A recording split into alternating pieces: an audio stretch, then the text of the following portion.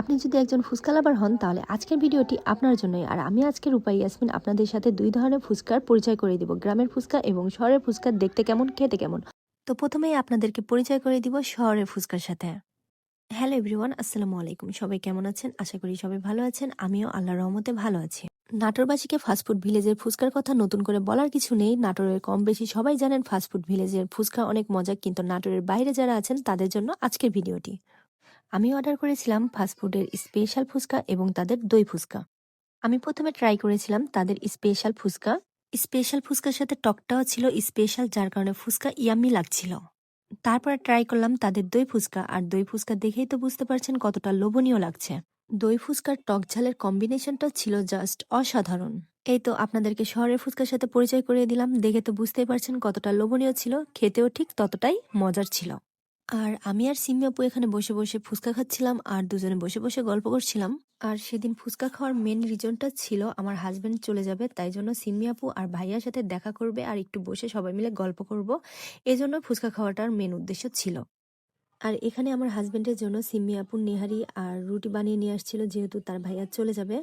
আর এখানে আমি এটাই বলছিলাম যে এটা বাসায় গিয়ে খেয়ে তারপরে রিভিউ দিব যে রান্নাটা কেমন হয়েছে। আসলে রান্নাটা অনেক মজার হয়েছিল সিমি আপু, তোমাকে বলা হয় নাই। এত মজার নেহারি রান্না করে খাওয়ার জন্য সিম্মি আপু তোমাকে ধন্যবাদ। তারপরে এখানে আমরা সবাই বিদায় নিয়ে চলে আসলাম। এখন আপনাদেরকে পরিচয় করিয়ে দিব গ্রামের ফুচকার সাথে। আমরা কিছুদিন আগে সবাই মিলে গিয়েছিলাম গুরুদাসপুর বড়াইগ্রাম তেল পাম্পে। বড়াইগ্রামের তেল পাম্পের ভিডিওটা এত পরিমাণে দেখেছি, তো সবার লাস্টে আমি যাচ্ছি, যদিও তেল পাম্পের সৌন্দর্য এখন আর নেই যেহেতু পানি নেই। তো সবাই মিলে ঘুরতে ঘুরতে চলে আসলাম সেই তেল পাম্পে, একটু কিছু সময় কাটাবো, ঘুরবো ফিরবো, দেখবো তেল পাম্পটা কেমন। তো আসেন আপনাদেরকে তেল পাম্পের ভিতরে দেখাই। তো ভিতরে ঢুকে আমার মনটা শান্তি হয়ে গেল। চারপাশের ভিউটা এত সুন্দর ছিল, ডেকোরেশনটা এত সুন্দর ছিল। এখন তো মনে মনে আফসোস করতেছি কেন পানি থাকতে আসি নাই। এখন আর আফসোস করে লাভ নাই, যেহেতু পানি থাকতে আসি নাই। পানি থাকলে চারপাশের পরিবেশটা আরো বেশি সুন্দর লাগতো। আর এদের ডেকোরেশনটাও ভালোই ছিল, প্রতিটা কর্নারে সুন্দর বসার ব্যবস্থা ছিল আর সুন্দর সুন্দর ফটোশুটেরও ব্যবস্থা ছিল। তো আমি এখানে কিছু ভিডিও করছিলাম, অনেকগুলো ছবিও তুলেছি। আর বিকাল হলেই দেখলাম এখানে অনেকে ফ্যামিলি নিয়ে প্রিয়জন নিয়ে এখানে বেড়াতে আসে। তো এখানে আমি বসে দোলনায় দোল খাচ্ছিলাম। তারপরে আমি তাদের মেনু কার্ড দেখে কিছু খাবার অর্ডার করলাম।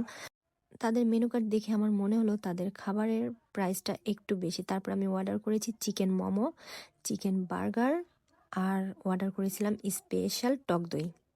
আর আমি এখানে টক দই দেখে অবাক হয়ে গেছি। আজকে আমরা আসছিলাম তরমুজ পাম্পে, তো কিছু খাবার অর্ডার করছিলাম, তো বিশেষ করে দই ফুচকা অর্ডার করছি। ভাবছিলাম যে দই ফুচকা খাবো, কিন্তু আই এম অবাক দই ফুচকা দেখা। এই দেখেন দই ফুচকা।